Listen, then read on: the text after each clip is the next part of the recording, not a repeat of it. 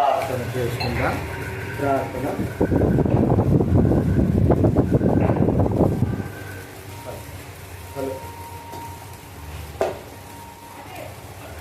ప్రయత్నిస్తారా?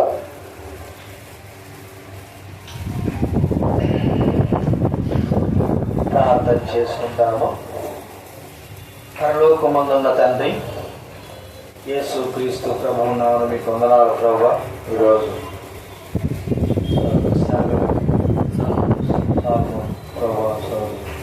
మానసాలకు వందనాలు ఇచ్చినటువంటి ప్రభావ, మరి అమ్మాత జమీమా ఛాయని బట్టి వందనాలు తెలుస్తాను. కుటుంబంలో పిల్లలు యొక్క స్వాస్థ్యం బహుమానమని వారికి ప్రేమించి కుమార్తెనిచ్చాము. స్తోత్రాలు. 4 సంవత్సరాలు మీ యొక్క నుంచి 5వ సంవత్సరంలో ప్రవేశించే బాధ్యతను మీరు అనుగ్రహించేందుకు స్తోత్రాలు చెల్లిస్తారు. మీ వాక్యం ద్వారా మాట్లాడు ప్రభా. విషయంలో ప్రభా శ్రద్ధాభక్తులు కలిగిన శ్రద్ధ విషయమై దైవ గ్రంథం ఏం చెబుతుందో ఆ మాట వినడానికి సహాయం చేయి, కనికరించండి. వినగల చెవి, గ్రహించగల మనసు ధరించండి. కృతజ్ఞలమై స్తుతులు చెల్లిస్తూ యేసు నామమున ప్రార్థించి వేడుచున్నాము తండ్రి, ఆమేన్. దేవుడి వాక్యంలో ఉండి పాపే కాబట్టి కొన్ని మాటలు మనం చూసుకుందాం. యెషయా గ్రంథం 44. యెషయా గ్రంథం 44వ అధ్యాయము 3వ వచనం మనం అందరం కలిసి చదువుకుంటాం. యెషయా గ్రంథం 44వ అధ్యాయం 3వ వచనం. దైవ గ్రంథం ఉన్న వాళ్ళు గట్టిగా గంభీరంగా చదువుకుందాం. నేను దప్పిగల వారి మీద నీళ్లను, ఎండిన భూమి మీద ప్రవాహ జలమును కుమ్మరించదను. నీ సంతతి మీద నా ఆత్మను కుమ్మరించదను. నీకు పుట్టిన వారిని నేను ఆశీర్వదించదను. అంత మాత్రం కాకుండా కీర్తన గ్రంథము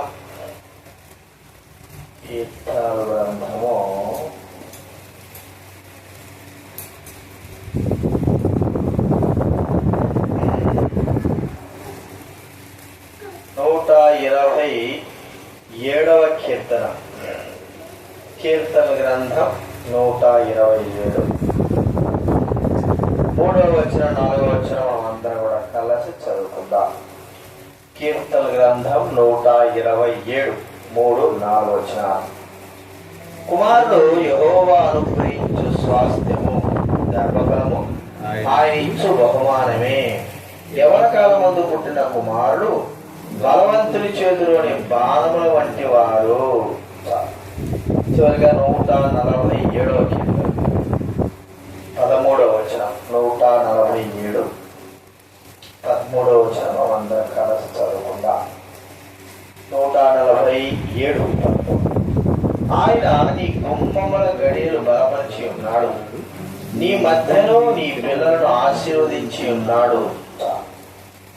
మనకు దేవుడు కుమారుడు అనగా పిల్లలు అని మనం చెప్పుకోవచ్చు. మరి కుమారులు, పిల్లలు దేవుడు అనుగ్రహించే స్వాస్థ్యం, బహుమానం. ఆడపిల్లలైనా మగ పిల్లలైనా మరి ఈ స్వాస్థ్యము బహుమానమైనటువంటి మన పిల్లల్ని దేవుడు ఆశీర్వదించి దీవించేవాడుగా ఉంటాడు. మన పిల్లల పైన మన యొక్క ఉద్దేశం ఏమిటి? వారు ఆశీర్వపడాలా, మంచి స్థాయిలో ఉండాలా, వారు మంచిగా జీవించాలా. ఒకవేళ మనము చెడ్డగా జీవించుండొచ్చు, అయితే మన వలె వారు జీవించకూడదు. మనము కష్టాలను అనుభవిస్తూ ఉండొచ్చు, అయితే మనలాగా వారు కష్టాలను అనుభవించకూడదు. అంటే మనము ఎలాగ నడిచినామో ఈ పద్ధతిలో కాదు, కానీ వారిని దేవుడు బహుగా దీవించాలనే కోరిక మన హృదయాల్లో ఉంటుంది. అయితే భౌతిక సంబంధంగా వారు ఆశీర్వపడడానికి కొరకై వారి మీద శ్రద్ధ భక్తులు మనం చూపిస్తాం. చదువు చెప్పిస్తా, మంచి ఆహారం పెడతాం, చక్కగా వారిని చూసుకుంటాం, వారికి ఏం కావాలో అవన్నీ ఇస్తాం, భౌతిక సంబంధంగా వారిని ప్రేమిస్తాం, వారు ఏడిస్తే వారికి ఏదైనా ఇవ్వడానికి ఇష్టపడతాం, ఇంకా ఎన్నో. కానీ మరి భౌతిక సంబంధం వరకు మాత్రమే ఆలోచించడం కాదు, కానీ మన పిల్లల విషయమై ఆత్మ సంబంధంగా రాబోయే దినాల్లో వారు దైవికంగా ఎలాగ ఉండాలి అన్నది చాలా ప్రాముఖ్యమైనది. భౌతిక సంబంధంగా ఈ భూలోకంలో ఆలోచించిన దానికంటే మన పిల్లల విషయమై ఆత్మీయంగా వాళ్ళు ఇంకా గొప్పగా బలపడాలా అనేటువంటి ఆ ఆలోచన తల్లిదండ్రులైన మనలో ఉండాలి. ఎందుకంటే భౌతిక సంబంధమైనది కొంతవరకు మాత్రం పనిచేస్తుంది, కానీ దైవిక సంబంధమైనది మన పిల్లల జీవితాంతం కూడా పనిచేసేది. దాని విషయమై మనం ఆలోచన కలిగిన వారంగా ఉండాలి. సరే, దేవుడు మనల్ని మన పిల్లల్ని ఆశీర్వదించాలి అంటే అలాగా చూడండి, మన పిల్లలు శరీరరీతిగా మంచిగా పౌష్టికంగా ఉండాలంటే టీవీలలో యాడ్ వేస్తూ ఉంటారు, బూస్ట్ తాగండి కదా, ఇంకేంటి ఏమేమి బిస్కెట్లు తినండి అంతేనా, ఏమి వాళ్ళకు జ్ఞానం కలగాలంటే ఇది తినాలా అది తినాలా, బాగా చక్కగా వాళ్ళు పాలు తాగాల, చెప్పడానికి వీల్లేదు, అన్నీ హ్యాండ్ చేస్తారు. అంటే శరీర రీతిగా వారు మంచి దృఢంగా మంచి అందంగా మంచి బాగా ఉండాలా అన్నప్పుడు ఇవన్నీ ఆడించి వీటన్నిటిని మీరు వాడితే మీ పిల్లలు మంచిగా పౌష్టికంగా మంచిగా ఉంటారు అని మనం చెప్పినప్పుడు అదే ప్రకారంగా అనేకమైన తల్లిదండ్రులు లేని వారు పిల్లల కోసమై డబ్బులు ఎంతైనా సరే పర్వాలేదు కదా. చిన్న పాలడబ్బా ఉందనుకోండి, అది 500 ఉంటుంది, మన కూలి కూడా 500 నేర్చుకో. ఈ పాలడబ్బా ప్రాముఖ్యంగానే మన కూలి డబ్బు ప్రాముఖ్యమైనది కాదని గుర్తించుకొని ఏం చేస్తాము, 500 కంటే ఇంకా ఎక్కువని మనం పెట్టి తీసుకుంటాం. ఎందుకు, వారి శరీరకంగా మంచి శక్తి బలం కలిగి ఉండాలా. మరి దేవుడు కూడా దైవ వాక్యంగా దైవికంగా మన పిల్లల్లో దేవుడు ఆశీర్వదించాలి అంటే ఏ కార్యములు మనం జరిగించాలి, దైవ వాక్యంలో ఎలాంటి యొక్క విషయాలు మనము చేయాలి. ఇవి చేయడం ద్వారా మన పిల్లలకు ఈ లోక సంబంధమైనది కాదు, దేవుడి సంబంధమైన ఆశీర్వాదం బహుగా ఉండి వారు అత్యధికంగా ఆశీర్వదించడానికి గల కారణము అవుతుంది. ఏమేమి నేర్పించాలా, బైబిల్ అన్నది చెప్పే మాటలు ఏంటంటే పిల్లలకి విషయమై లోకం కూడా పిల్లలకి చాలా విలువిస్తారు, పిల్లల విషయమై చాలా విలువిస్తారు, వారిని మంచి కేర్ తీసుకుంటారు.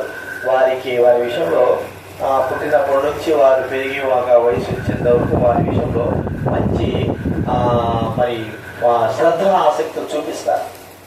ఎందుకంటే పిల్లలు మరి చిన్న వయసులో చాలా కష్టపడతారు అని జాగ్రత్తగా వారి శ్రద్ధాభక్తులు చూపిస్తారు. అయితే దైవికంగా ఎలాంటి శ్రద్ధాభక్తులు బైబిల్ అందులో చెప్పబడిన మాట ఏంటంటే బాలుడు నడవవలసిన త్రోవను వానుకు నేర్పు. చూడండి, సామెతల గ్రంథం 22వ అధ్యాయం, సామెతల గ్రంథం 22వ అధ్యాయం 6వ వచనము దయచేసి చదువుతానండి. సామెతల గ్రంథం 22వ అధ్యాయము 6వ వచనం, బాలుడు నడవవలసిన త్రోవను వారికి నేర్పుము, వాడు పెద్దవాడైనప్పుడు దాని నుండి ఏం చేస్తాడ, ఏమి నేర్పాలి. చిన్నప్పటి నుంచి పిల్లలకి ఏం నేర్పుతారంటే షటిల్ ఆడడము, బ్యాడ్మింటన్ ఆడడము, క్రికెట్ ఆడడము, ఇవి మంచిగా ఈత నేర్పించడం, ఈ పని చేస్తారు. ఎందుకంటే పిల్లలు బాగా యాక్టివ్గా ఉంటారు, మంచిగా పెరుగుతారు, శక్తిగా ఉంటారని. కానీ ఏమి నేర్పాలని దైవగ్రంథం చెప్తుందంటే దైవికమైనటి నేర్పాలా. ఇవి చాలా ప్రాముఖ్యమైనవి మన పిల్లలు.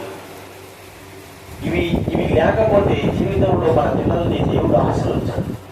సరే, నేర్పవలసిన విషయాలు ఏమిటి చూడండి. దైవగ్రంథంలో మనం చూస్తే లేవికాండం 19వ అధ్యాయం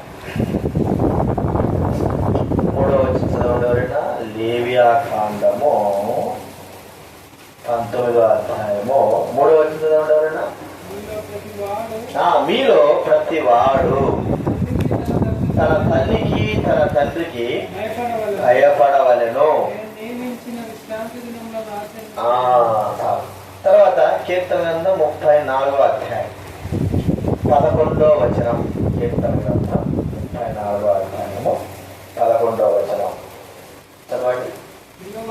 పిల్లలారా, మీరు వచ్చి నా మాట వినుడి, యెహోవా యందలి భయభక్తులు మీకు నేర్పెదను.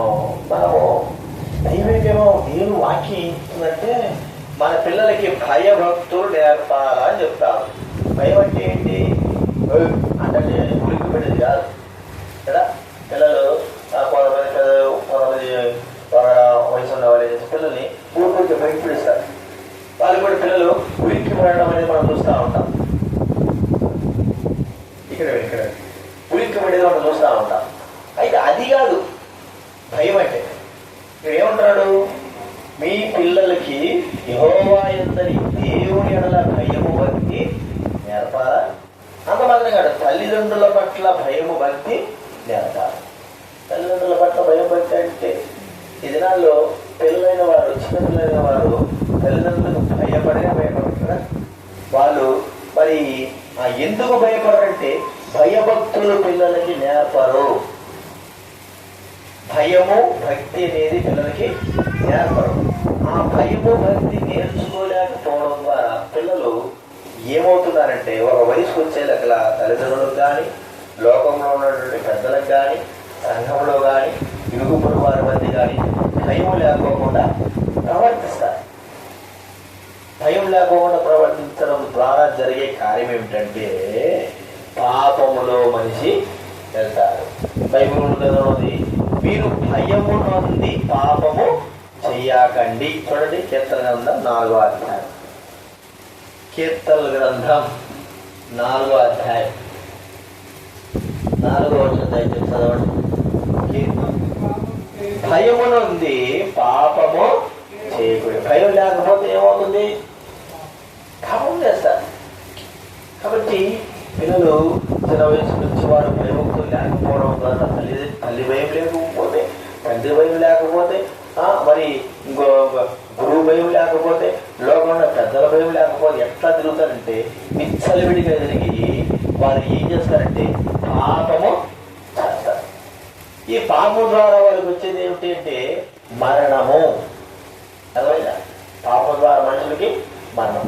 అదే భయం ఉంటే ఈ తప్పు చేస్తే నాకు శిక్ష కలుగుతుంది అనేటువంటి భయం ఉంటే ఎవరు కూడా తప్పు చేయరు. అందుకే బైబిల్ గ్రంథంలో దేవుడు చెప్పే మాట ఏంటంటే మీ పిల్లలకి భయము భక్తి నేర్పించండి. ఎందుకంటే లేదు కాబట్టి నేర్పించాలి. ఏదైనా సరే నేర్పిస్తారు. మనిషి అన్ని నేర్చుకోవాల్సిందిగా పుట్టినప్పటి నుంచి మాట్లాడేది, నడిచేది, ఇంకా ఏమిటి చదివేది అన్ని నేర్చుకుంటాడు. ఈత కొట్టేది నేర్చుకుంటాడు. అన్ని నేర్చుకోవాలి. ఇవన్నీ నేర్చుకున్నప్పుడే మరి నేర్చుకుంటున్నాం కదా, దైవికంగా కూడా మన పిల్లలైన వారికి భయము భక్తి అనేది నేర్పాలా. దేవుడు ఎందుకంటే ఆ భయం భక్తి ఉన్న వారిని దేవుడు బహుగా ఆశీర్వదిస్తాడు. కీర్తన గ్రంథం 115వ కీర్తన. కీర్తన గ్రంథం 115వ కీర్తన 13వ వచనం దయచేసి చదవండి. ఎవరైనా పిల్లలనేమి పెద్దలనేమి తన యందు భయభక్తులు గల వారిని, ఏంటంటే పిల్లలు కానీ పెద్దలు కానీ, పెద్దలే పిల్లలకి భయభక్తులే కాదు, పెద్దలకి అని కాదు, పెద్దలకి కావాలి భయము భక్తి, పిల్లలకు కూడా కావాలి. ఎవరైతే ఈ భయము భక్తి దేవుళ్ళలో ఉంటారో వారిని దేవుడు బహుగా ఆశీర్వదిస్తాడు. కాబట్టి బైబిల్ గ్రంథంలో అనేకమైన వారు భయం లేకోకుండా ప్రవర్తించి వారి జీవితంలో వారే నాశనాన్ని తెచ్చుకున్నారు. వారు దేవునికి భయపడలేకపోతుంటున్నారు. బైబిల్ గ్రంథంలో ఉంది ఒక న్యాయాధిపతి దేవునికి భయపడడు, మనుషుల్ని లక్ష్య పెట్టడు అనేటువంటి మాట. మరి అలాంటి వ్యక్తులు ప్రపంచంలో చాలా మంది ఉన్నారు. ప్రాముఖ్యం కాదు, కానీ మన పిల్లలు ఎలాంటి భయము భక్తి ఉండాలి. నిజంగా వాళ్ళకు మనము భయము భక్తి నేర్పకపోతే మనము భయపడాల్సి వస్తుంది కదండి. వాళ్ళకి భయభక్తి లేకపోతే మనం భయపడతాం. మా చిన్నమ్మ సొంత చిన్నమ్మ, ఇద్దరు కొడుకులు. చిన్న వాడికంటే అంటే చిన్న వయసులోనే మా చిన్న చనిపోయారు. ఇప్పుడు నాయన తెచ్చిపోతే అమ్మాయి ఏం చేస్తారు చెప్పండి, పెంచింది భయపోయి. కానీ ఏదైనా తప్పులు చేస్తే, ఏదైనా గొడవలు పోతే, వాళ్ళు కొట్టాలనుకుంటే ఆమెకి ఏం గుర్తుకొస్తుంది? వీడు నాయన అయిపోయినాడు, వీడు కొడితే ఎట్లా, వీడు వీడు భయపడతాడు. ఇటు ఏం నేర్పించింది. ఇటు మౌనంగా ఉండేది. వాడు పెరిగి పెద్ద వయసు వచ్చింది ఇప్పుడు 30-35 సంవత్సరాలు. వాడు చూస్తే మా చిన్న మా భయం జరగడం ఉంటుంది. ఇప్పుడు జరిగిందే విషయం అది. అటు ఫుల్గా తాగింది. తాగి ఏం చేశాడంటే మా చిన్నమ్మనే నా కథ పట్టుకొని అక్కడ ఆ దెబ్బ తాగా ఇల్లు తిరుగుతాడు. అదే చిన్నప్పుడు భయం పెట్టింటే వానికంటే మా తమ్ముడు 1 నెలలు చిన్నోడు. మా తమ్ముడు మా అమ్మ వాళ్ళని భయంతో పెట్టడం ద్వారా వయసు వచ్చింది. వాడికంటే 4 నెలలు 33-14 సంవత్సరాలు. కానీ మేము ఎప్పుడు కూడా మరి మా అమ్మలు భయపెట్టడం కానీ కొట్టడాలు కానీ ఏమి ఎందుకు, చిన్నప్పుడు పెట్టిన భయము పెద్ద అయిన తర్వాత వస్తుంది. చిన్నప్పుడే భయం లేకపోతే అది దైవికమైన భయంగా ఉంటే మానవుడు పాపం చేయడానికి ఎంత మాత్రం ముందుకు వెళ్ళడు. కాబట్టి పిల్లలకి మనం నేర్పాల్సింది, వారు ఆశ్రయింపబడడానికి గల కారణం ఏమిటి? వారు దేవుడి చేత ఆశ్రయింపబడాలంటే మనం చేయాల్సిన పని ఏమిటంటే పిల్లలకి భయము భక్తి అనేది తల్లిదండ్రుల ఎడల, పెద్దల ఎడల, దేవుని ఎడల మనం ఏం చేయాలి చెప్పండి, భయము నేర్పించాలి.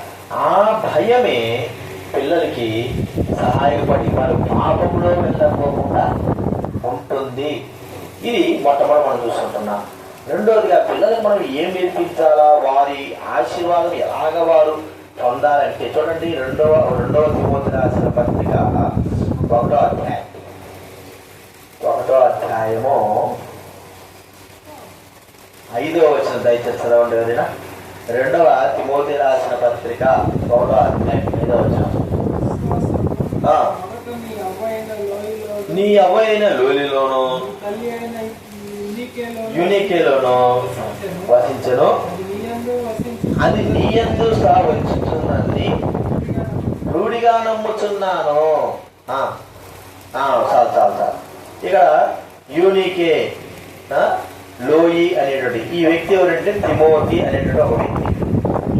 చిన్న వయసులో వాళ్ళ అవ్వ, వాళ్ళ అమ్మమ్మ, వాళ్ళ అమ్మ ఇద్దరు మరి దేవుని యందు విశ్వాసం ఉంచిన వారు, రక్షింపబడిన వారు, వారి జీవితంలో పాప క్షమాపణ పొందిన వారు, పాపం విడుదల పొందిన వారు, వారి జీవితాన్ని మార్చుకున్న వారు, శరీర మార్గం నడిచిన వారు. వారికి ఒక్కడే కొడుకు. నీ యొక్క అవ్వ లోయి, తల్లి ఎవరు? యూనికే. తిమోతి యొక్క తల్లి ఎవరు? యూనికే. ఆమె ఏం చేసిందంటే తనకు ఒక్కడే కొడుకు. ఆ ఒక్కడే కొడుక్కి దేవుని యొక్క రక్షణ మార్గం బోధించింది. మన పిల్లలకి ఏదైనా సరే రక్షణ మార్గం బోధిస్తున్నామా అంటే దేవుడి గురించి, దేవుడి మాటల గురించి, రక్షణ గురించి, ఆయన యొక్క ప్రేమల గురించి, యేసుక్రీస్తు వారి యొక్క శిలువ యాగం గురించి, మన కొరకే రక్షణ కొరకే యేసుక్రీస్తు వారి పడిన పాటల గురించి మన పిల్లలకి ఏమని చెప్తారా? ఏం చెప్తారని చెప్పండి. మన పిల్లలకి ఏమని చెప్తాం? సెల్ ఫోన్ ఏమంటే ఇస్తాం కదా. వాళ్ళు ఏడిచినప్పుడు ఏదో ఒకటి వారికి కావాల్సింది ఇస్తాం. కానీ రక్షణ అవసరము, దేవుని కార్యము అవసరము. నీవు మనసు మార్చుకోవాలా, నీ జీవితంలో నీ హృదయంలో దేవుడు రావాలా, నీ హృదయం పాపంతో ఉంది, పాపంలో కడిగి వేసుకోవాలి, అప్పుడు మనం దేవుని దగ్గరికి వెళ్తామనేటువంటి మాటలు చిన్న వయసు నుంచి చెప్పాలి. పెద్ద వయసు వచ్చిన తర్వాత కాదు. పెద్ద వయసు వచ్చిన తర్వాత అసలు వాళ్ళు నమ్మరు. కఠిన హృదయం అయిపోతాయి. చిన్న వయసు నుంచి వారికి ఎప్పుడైతే మనం చెబుతామో వారి హృదయంలో రక్షణ గురించినటువంటి మనసు, అని నేను పాపినే కదా, నా పాపాలు దేవుడు క్షమిస్తాడు, నా కొరకే యేసుక్రీస్తు వారి లోకానికి వచ్చాడు, నా పాపాలు క్షమించలేక ఆయన చనిపోయాడు, సమాధిపడ్డాడు, నేను నమ్ముతున్నా, నా హృదయం పాపంతో ఉంది అనేటువంటి మాటలు వారి హృదయాలు ఎప్పుడైతే వస్తాయో చిన్న చిన్న వయసులో వారు ఏమవుతారంటే విశ్వాసము లోబడి ప్రభువునందు విశ్వాసము ఉంచుతారు కదా. ఈ యొక్క యూనికే అంటే ఆమె ఏం చేసిందంటే తన ఒకటే కుమారుడు తిమోతికి దేవుని రక్షణ మార్గము బోధించింది. వేరే వేరే చెప్పచ్చు కదా, లోకంలో ఎన్నెన్నో మంచి మంచి సామెతలు కానీ మంచి మాటలు ఉన్నాయి, అవే చెప్పచ్చు కదా, అవి ప్రాముఖ్యమైనవే కదా. మంచిగా చదువుకున్న తల్లిదండ్రులు ఏం చేస్తారంటే పిల్లలకి లోక జ్ఞానం గురించి అవి ఇట్లా ఇవి ఇట్లా ఇవి ఇలా ఉన్నాయి ఇట్లున్నాయి కదా, బల్బులు ధర పెట్టినవాడేవాడు, ఫ్యాన్లు పెట్టినవాడేవాడు, లేకపోతే లోకంలో కొన్ని విషయాల గురించి చెబుతానే ఉంటాడు. లోకంలో కొన్ని విషయాల గురించి చెప్తాను, మంచి మంచి విషయాలు, లోక జ్ఞాన విషయాలు చెప్తాను. కానీ మన పిల్లలైన వారికి యేసు ప్రభువు గురించి రక్షణ మార్గం మనము చెప్పం. ఎందుకంటే మనము ఆ రక్షణ మార్గంలో లేకపోవడం, మనము కూడా ప్రభువుని విశ్వాసం ఉంచకపోవడం అనేది చాలా దిగులుతో ఉంటుంది. కాబట్టి మనము రక్షింపబడిన ఎలాగైతే పాపం నుంచి విమోచింపబడి దేవుని దగ్గరికి చేరుతుంది, దేవుని సన్నిధిలో రక్షింపబడి ఆయన బిడ్డలుగా చేర్చబడ్డామో అదే మార్గం వారికి చెప్పాలి. ఇది మనము మన పిల్లలకు నేర్పవలసినటువంటి, ఇప్పుడు ఏదైనా రక్షింపబడడానికి ఒక ప్రమాదం ఉందనుకోండి, ఆ ప్రమాదం ఉంటే ఇట్లా పోవద్దు అట్లా పోవద్దు, ఈ ప్రమాదం ఉంది అని మనం ఏం చేస్తాం చెప్పండి, వారికి వివరిస్తాం. అక్కడ పోతే కారు ఉంటుంది అంటే వాడి ప్రాణం గురించి మనం జాగ్రత్త కలిగి వాడిని రక్షించుకోవడానికి కొరకే ఎన్నో విధాలుగా మనము మంచి మాటలు చెప్తాం. మరి ఆత్మ విషయమైన రక్షణ విషయమే ఎట్లా? ఇవి భౌతిక సంబంధంగా ఇవి మనకు చెప్పినా చెప్పకపోయినా కొద్దిగా వయసున్నప్పుడు వారు జాగ్రత్త ఉంటారు. కానీ ఆత్మ సంబంధం, ఆత్మ రక్షణ గురించి మనం చెబితేనే తెలుస్తుంది, చెప్పకపోతే పిల్లలకి కూడా. కాబట్టి ఈ యొక్క యూనికే అనేటువంటి ఈమె తన కుమారుడైనటువంటి తిమోతికి ఏం బోధించింది? రక్షణ మార్గము బోధించింది. కాబట్టి అది ప్రాముఖ్యమైంది, ఇది నిత్య జీవాంతమైంది. మన పిల్లలకు బోధించినటువంటి మాటలు వారి జీవితాంతము ఉండేది, వారి జీవితం అంతా కూడా ఉండగలిగేదానికి మనం చెప్పే మాటలు. ఇవి మరి నశించిపోయేది కాదు, ఇది వ్యర్థమైన మాటలు కాదు, ఇవి జీవార్థమైనటువంటి మాటలు మనము చెబుతున్నాం.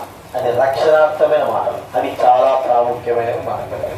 అంత మాత్రమే కాకుండా చూడండి, ఇంకోటి ఏంటంటే మూడోది మనం చూస్తూ ఉంటే మొదటి సమూయేలు గ్రంథము 1వ అధ్యాయం 28వ వచనం చదవండి. మొదటి సమూయేలు గ్రంథం 1:28 చదవండి.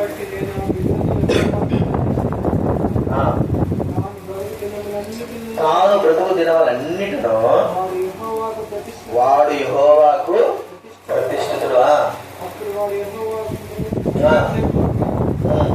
అక్కడనే ఓకే. అలాగే లూకా రాసిన సువార్త 2:41 చదవండి ఎవరైనా. లూకా రాసిన సువార్త 2.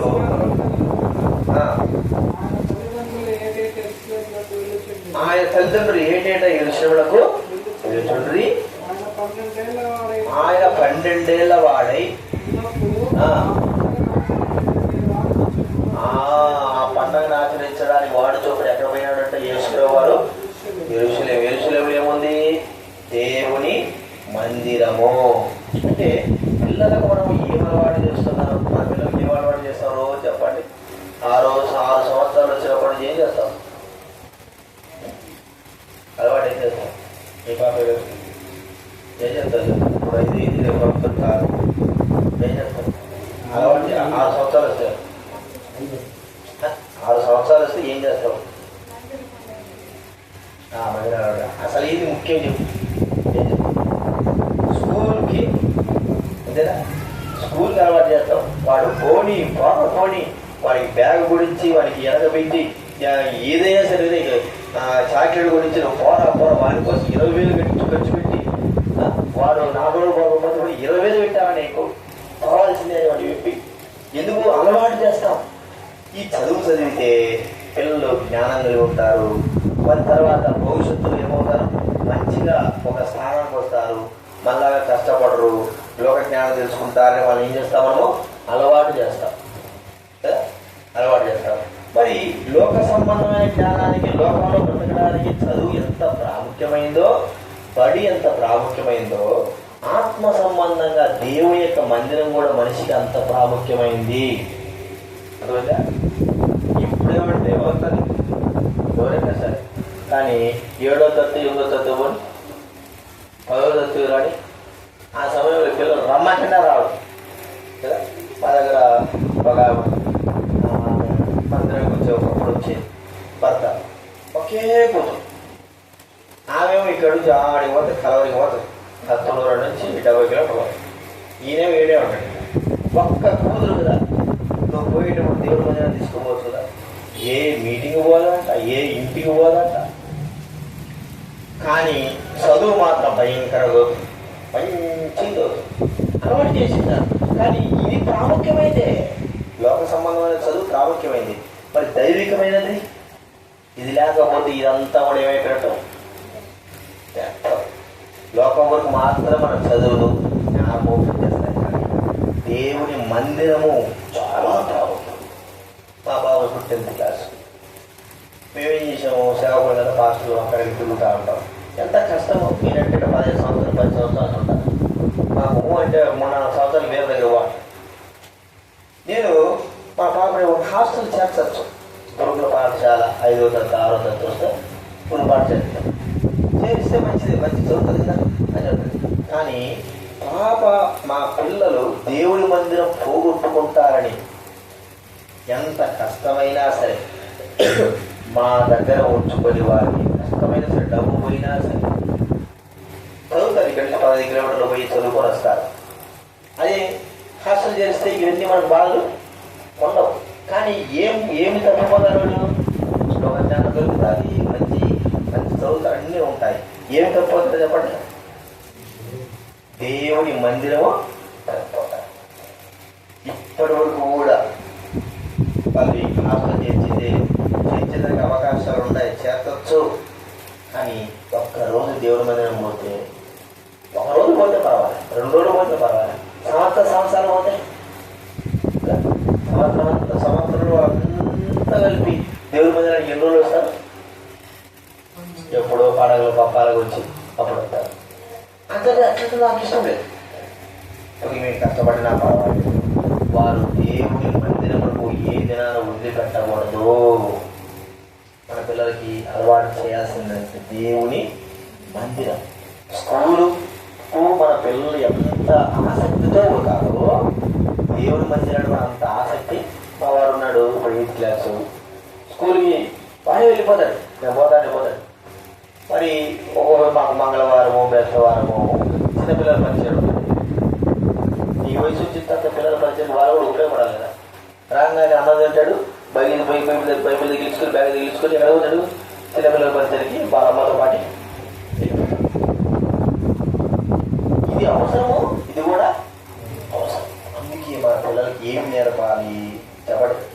దేవుడి మందిరానికి వెళ్ళడము ఎప్పటి నుంచే నేర్పాలి? చిన్న వయసు నుంచే సండే స్కూల్ పంపిస్తున్నారా? ఎందుకు కావాలా? షార్ట్కట్లకి వాటి వీటికి పోయినప్పుడులే ఖచ్చితంగా పోవాలి. వదిలిపెట్టారా? 2 రోజులు ఏడిస్తే గమ్ము ఉండండి, ఏం కాదు. మా దగ్గర పిల్లలు ఉన్నారు, ఈ పిల్లలు చిన్న పిల్లలే ఏడుస్తాడు, వాళ్ళ అమ్మతో పాటు కూర్చోబెడతాం. 2 రోజులు కూర్చోబెట్టాం, 3వసారి పాత తన్ని పట్టుబట్టి పిల్లలే వాళ్ళ దెబ్బతో వాళ్ళు ఏం చేసింది. ఈ పిల్లగాడు చిన్నవాడు 3 సంవత్సరాలు, వాడు పోయి గమ్ము కూర్చుంటాడు అంతే. వాళ్ళ అమ్మ లేదు, వాళ్ళ నాయన లేడు, కాబట్టి ఏడ్చాడు. నేను కలవచ్చుకుని వస్తున్నానంటే అలవాటైపోయింది. దేవుడి మందిరానికి ఏమవుతుంది? దేవుడి మందిరానికి అలవాటు చేయాలి. కాబట్టి ఈ యూనికే అనేటువంటి ఈమె యేసుప్రభు యొక్క తల్లి తండ్రి సమూయేలు యొక్క తల్లి వారిని ఎక్కడికి అలవాటు చేస్తున్నారు చెప్పండి? దేవుడి మందిరం. యేసుప్రభుకి అలవాటు ఏంటి? ప్రతిసారి సమాధి మందిరంలోకి వెళ్ళి ఆరాధించి దేవుడు వాక్యం చెప్పడము అలవాటు. నేర్చుకోవాలా? మన పిల్లలు కూడా మనం ఏం చేయాలా? నేర్పాలి. ఇది 3ది మనం చూసుకుంటున్నాం. 4వది చూడండి, ద్వితీయోపదేశం 6వ అధ్యాయం 7వ వచనం. ద్వితీయోపదేశం 6వ అధ్యాయం ఆ, ఆ, కండుకున్నప్పుడు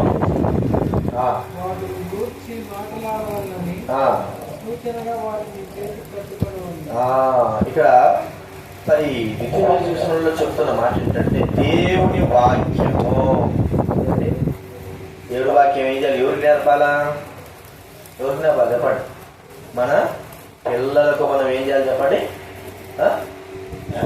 దేవుని మాట. దేవుని మాట మన పిల్లలకి మనము నేర్పాలి.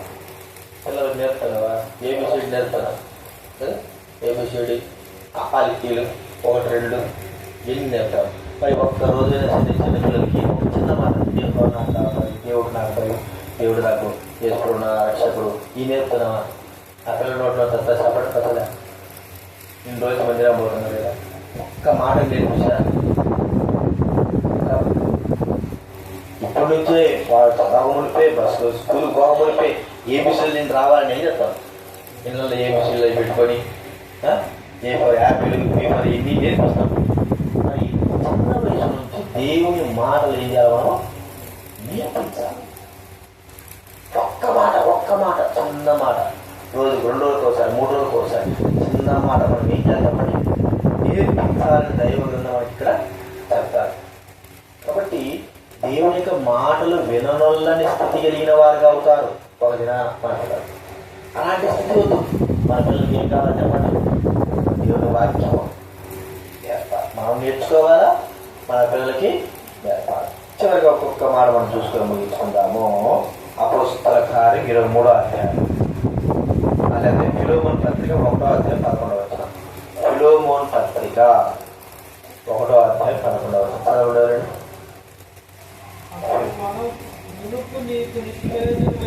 మునుపు నీకు నిష్ప్రయోజకమైన వాడే కానీ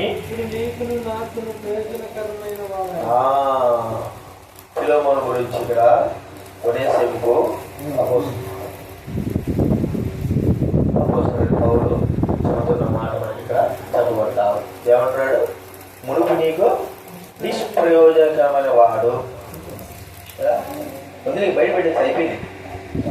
మునుపు నీకు నిష్ప్రయోజకం అంటే ప్రయోజనం లేదు.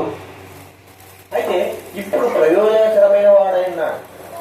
మన పిల్లలు ఒక్కోసారి మన కుటుంబానికి మనకు ఉపయోగపడదు.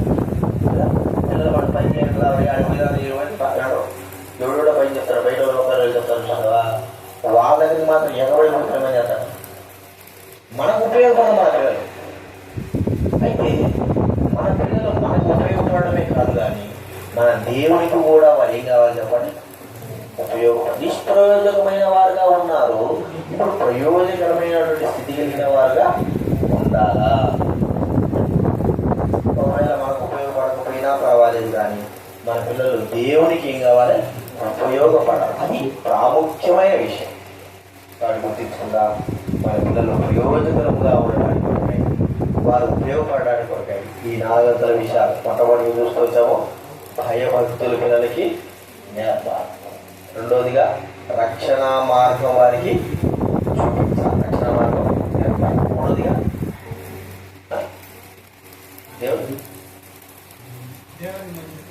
దేవుడి మందిరానికి వెళ్ళేటట్టుగా వారికి మనము చూపించాలి. నాలుగోదిగా దేవుడి వాక్యం వారికి నేర్పించాలి. ఐదోదిగా ఏం చూస్తే వచ్చారు చెప్పండి? ఏం చూస్తే చివరిగా దేవునికి ఉపయోగపడే బిడ్డలుగా వారు ఉండేటట్టుగా చేయాలి. అప్పుడు దేవుడు మన పిల్లల్ని బహుగా ఆశీర్వదిస్తాడు. లోకంలో మనం అనుకున్న దానికంటే ఎక్కువగా ఆశీర్వదిస్తాం. ఇవి చేస్తేనే దేవుడు మన పిల్లలకి అన్ని విధాలుగా ఆశీర్వాదకారులుగా చేస్తాడు. ఈ విషయాలు జ్ఞానం పెట్టుకున్నా ప్రార్థన చేసుకుందా.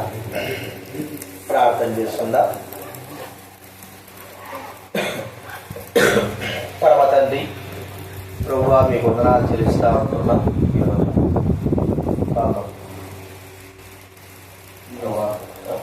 మానస తన కుమార్తెను బట్టి స్తోత్రాలు. ప్రభువా, బిడ్డ 4 సంవత్సరాల పిల్లల్ని ఆశ్రయించే దేవుడు, పిల్లల్ని ఇచ్చిన తర్వాత వారిని ఆశ్రయిస్తున్న దేవుడు. ఎలాగ ఆశ్రయిస్తావో ఆ విషయాలు ప్రభువా, 500 విషయాలు వారికి పిలిపింపబట్టుకోవచ్చు. ఈ 500 విషయాలు కలిగి ఉండడానికి అనుకుంటే ముఖ్యంగా రక్షణ మార్గము మన బిడ్డకి నేర్పించి రక్షణలోకి బిడ్డను నడిపించడం అనుగ్రహించవలసిన కృపా కలిగిన తండ్రి బిడ్డను దీవించాల్సి వచ్చింది. మీదైతే మనుషుడికి తిరిగే బిడ్డగా సహాయం చేయడంతో ప్రభా ప్రపంచంలో తల్లిదండ్రులు కానీ జ్ఞానం వివేచన బిడ్డలు ప్రభావ మీరు దీవించి ఆశీర్వదించి ప్రభావ కలిపి దేవలసిన చూసుకుంటున్నాం. కృతజ్ఞతాపూర్వక వందనాలు చేస్తూ యేసు నామమున వారి కుటుంబ సభ్యుల్ని అందరినీ కూడా జ్ఞాపకం చేసుకుంటున్నాం. బలబల కుటుంబ సభ్యులు అందరూ కూడా జ్ఞాపకం చేసుకుంటున్నాం. యేసు నామమున ప్రార్థించి అడిగి వేడుచున్నాం తండ్రి. ఆమేన్. తండ్రి దేవుని ప్రవేశించడానికి జనమానికి జాయికి హోమజాయికి తల్లిదండ్రులకి వారికి ఇప్పుడెల్లప్పుడు సదాకాలం తోడైండు గాక.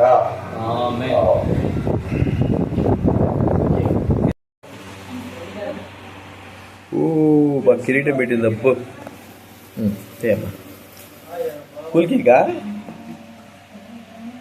కూల్కేగా ఫ్యాన్ ఆఫ్ చేయండి, ఫ్యాన్ ఆఫ్ చేయండి.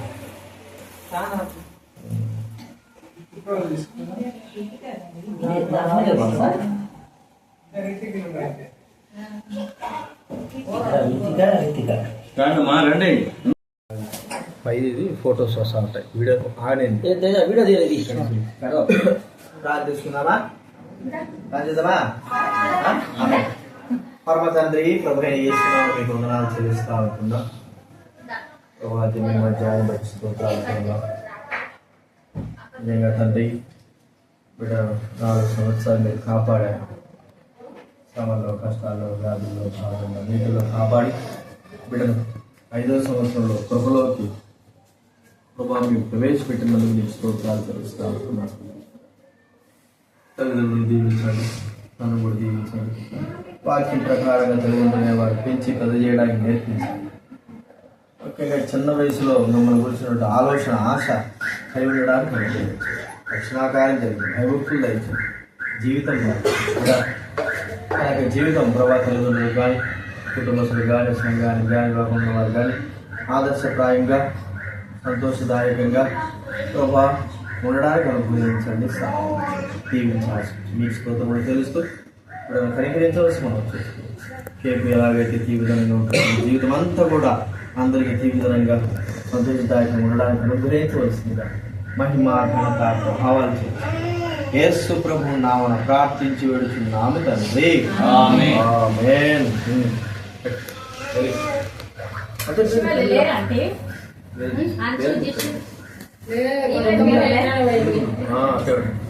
అద్దో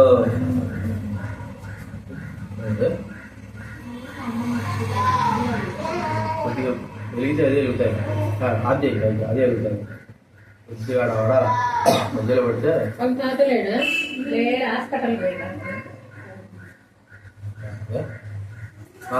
happy birthday to you, happy birthday to you, happy birthday to you. పేరు Jemima Joy. Happy birthday Joy.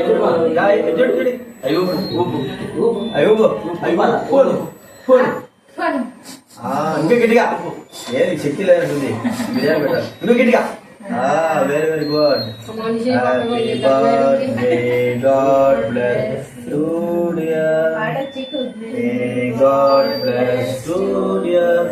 చూడు అంతా ఎటు చూసుకో. Very very good.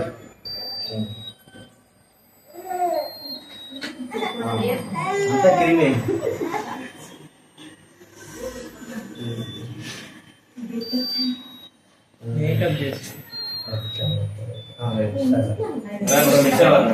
వాళ్ళ పాప వాళ్ళ అమ్మమ్మ రావాలి.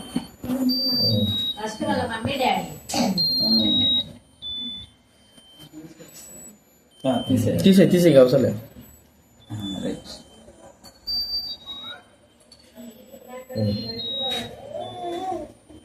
రండి, ఎవరు రండి, నేను లేస్తామంటారు. రండి పట్టుకోను బ్యాగ్ పెట్టి తెస్తాను, చూసుకోవచ్చు. రండి రండి అన్న కట్టు కూర్చోమ్మా అటు ఇటు కూర్చోండి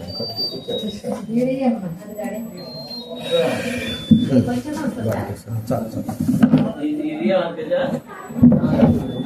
ఆ లడ్లు ఏదో చిన్న చిన్నవి పెట్టారు లడ్లు కాదు మళ్ళీ 100 రూపాయలు ఓర నాయన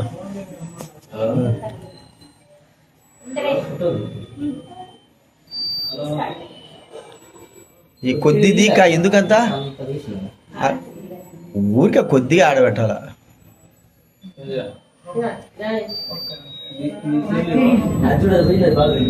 ఇద్దుది కేక్ చేయి తీసేసేయి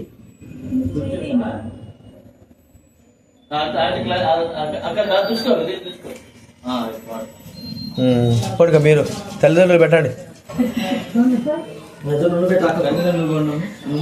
ముందు తల్లిదండ్రులు పెట్ట వాళ్ళు పెట్టండి పెట్టండి తాత ఇద్దరు పెట్టాలా పొద్దున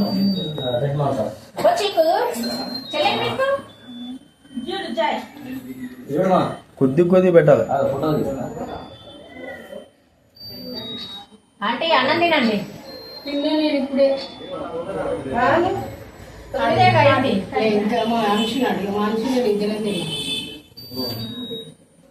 ఏందో వర్షం పెట్టబడ్డది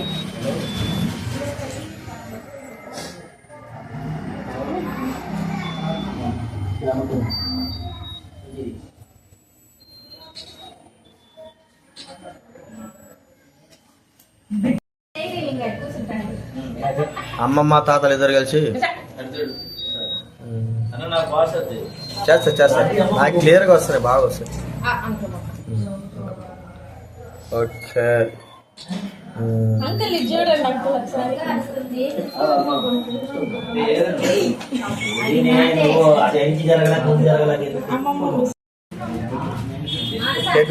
చూడండి ఇద్దరు కలిసి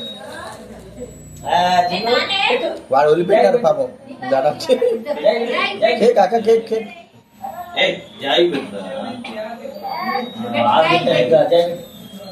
చేయటండి చెయ్యి అడ్డం తీయాలి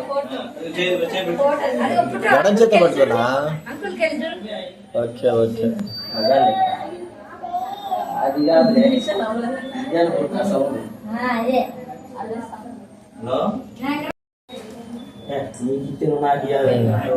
చూడండి ఇటు ఆడ ఉంటాడు నువ్వు సరే మా ముగ్గురు మా ఇద్దరు తిన్నాను